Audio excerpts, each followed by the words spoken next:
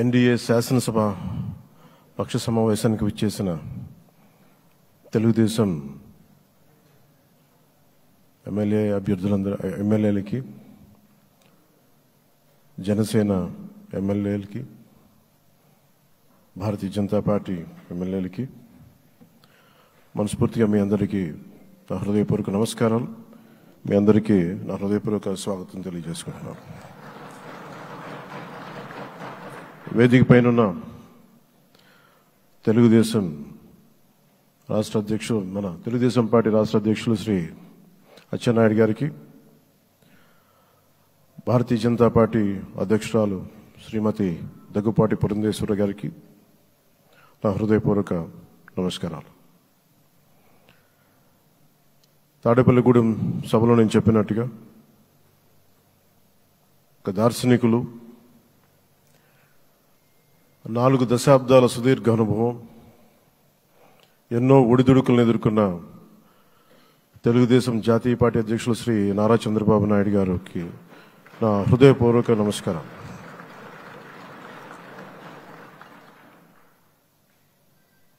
గత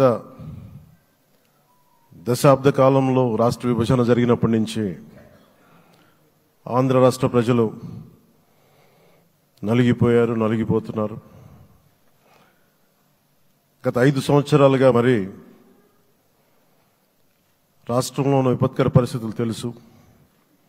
మనందరం సమిష్టిగా పోరాటం చేసి కలిసికట్టుగా ఉండి అద్భుతమైన మెజారిటీలతోటి 164 శాసనసభ స్థానాలని ఎన్డీఏ కూటమి దక్కించుకుంది.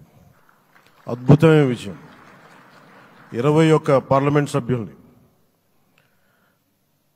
మన సెంట్రల్ హాల్లో కూడా మాట్లాడుతూ ఉంటే అందరికీ ఆంధ్రప్రదేశ్ విజయం, తెలుగుదేశం, జనసేన, భారతీయ జనతా పార్టీతో కూడిన ఎన్డీఏ కూటమి విజయం దేశం మొత్తం చాలా ఒక స్ఫూర్తినిచ్చింది.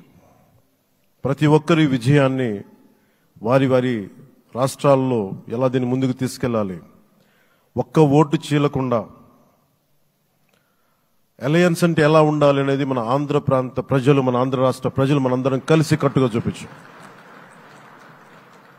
2021 మార్చి 14 ఇప్పటం సభలో నేను ఒకటే తెలియజేసుకున్నాను, ఆ ప్రభుత్వ వ్యతిరేక ఓటుని చీలనివ్వను. ఆ మాట మీద ఉన్నాం, ఆ మాట మీద నిలబడ్డాం. ఒడిదుడుకులు ఎదుర్కొన్నాం, తగ్గాం, కానీ నిలబడ్డాం. ప్రజల నమ్మకాన్ని పెంచాం. అద్భుతమైన మెజారిటీతో ఈ రోజున మనం ప్రభుత్వాన్ని స్థాపిస్తున్నాం. చాలా మాటలు ఇచ్చాం. పొద్దున కూడా జనసేన లెజిస్లేటివ్ పార్టీ మీటింగ్లో నాయకుడిగా ఎన్నుకున్న సందర్భంలో మాట్లాడుతూ మనం చాలా మాటలు ఇచ్చాం. ఇది కక్ష సాధింపులకి సమయం కాదు, ఇది వ్యక్తిగత దూషణలకు సమయం కాదు. ఇది 5 కోట్ల మంది పైగా ప్రజలు మన మీద నమ్మకాన్ని పెట్టుకున్నారు. మన మీద మనందరం ఉమ్మడిగా, మనందరం సమిష్టిగా ఆంధ్రప్రదేశ్ ప్రజలు ఏ అభివృద్ధి అయితే కోరుకుంటున్నారో మనందరం సమిష్టిగా దీన్ని ముందుకు తీసుకెళ్లాలి, అభివృద్ధి పథంలో నడిపించాలి. విద్య, వైద్యం, ఉపాధి, సాగునీరు, తాగునీరు, లా అండ్ ఆర్డర్ ఇవన్నీ చెప్పొచ్చాం. మనం బలంగా నిలబడతామని. అలాగే మేనిఫెస్టోలో, ఉమ్మడి మేనిఫెస్టోలో చాలా మాటలు ఇచ్చాం. వాటన్నిటినీ బాధ్యతగా ముందుకు తీసుకెళ్లాల్సిన అవసరం ఉంది. ఇలాంటి ఛాలెంజింగ్ టైమ్స్లో ఒక సుదీర్ఘమైన అనుభవం ఉన్న నాయకులు కావాలి. 4 దశాబ్దాల అనుభవం,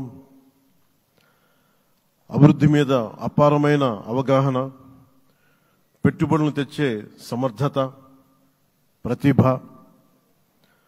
విదేశాల్లో ఉండే నాయకుల్ని, మలేషియా దగ్గర నుంచి, సింగపూర్ దగ్గర నుంచి, యూరోప్ దగ్గర, అమెరికా నుంచి, ఆ దేశాల అధ్యక్షుల్ని తెలుగు రాష్ట్రాల వైపు దృష్టి మళ్లించేంత శక్తి సమర్థత ఉన్న శ్రీ నారా చంద్రబాబు నాయుడు గారికి ఆయన నాయకత్వం చాలా అవసరం. ఆయన అనుభవం చాలా అవసరం. అలాంటి అపారమైన అనుభవం ఉన్న వ్యక్తిని, అనుభవం ఒకటే కాదు, ధైర్యశాలి. ఈ రోజుకి నాకు ఒకటే గుర్తుంటుంది. మన తాడేపల్లిగూడెం సభలో చెప్పాను, చాలా క్లేమోర్ మైన్స్ పేలిపోతే జీప్ ఎగిరిపోయి కింద పడితే చొక్కా దులుపుకొని ఆయన మళ్ళీ వచ్చి రాజకీయం చేసిన వ్యక్తి. ఈ రోజున సైబరాబాద్ ఉంది అంటే అది శ్రీ చంద్రబాబు నాయుడు గారి దార్శనికత. అలాంటి వ్యక్తి, ఆయన అనుభవం ఈ రోజున 2024 ఆంధ్రప్రదేశ్కి ఎన్డీఏ కూటమి తరపు నుంచి ముఖ్యమంత్రి అభ్యర్థిగా శ్రీ నారా చంద్రబాబు నాయుడు గారి పేరుని జనసేన పార్టీ పక్షాన నుంచి మేము బలపరుస్తున్నాం.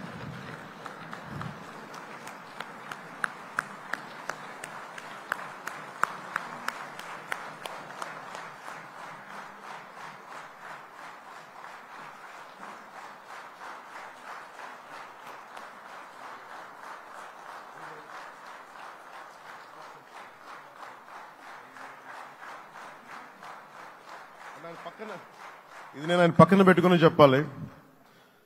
ఆయన నలిగిపోయారు. జైల్లో చూశాను ఆయన. పాపం భువనేశ్వర్ గారి బాధను చూశాను. నేను అనుకున్నాను, అమ్మ మీరు కన్నీళ్ళు పెట్టకండి, మంచి రోజులు వస్తాయని చెప్పిన మంచి రోజులు వచ్చినాయి. వారికి మనస్ఫూర్తిగా వారికి నా హృదయపూర్వక శుభాకాంక్షలు. మీరు అద్భుతమైన పాలన ఇవ్వాలి అందరికీ మనస్ఫూర్తిగా మీకు నేను తెలియజేసుకున్నాను సార్. సో ఇప్పుడు శ్రీ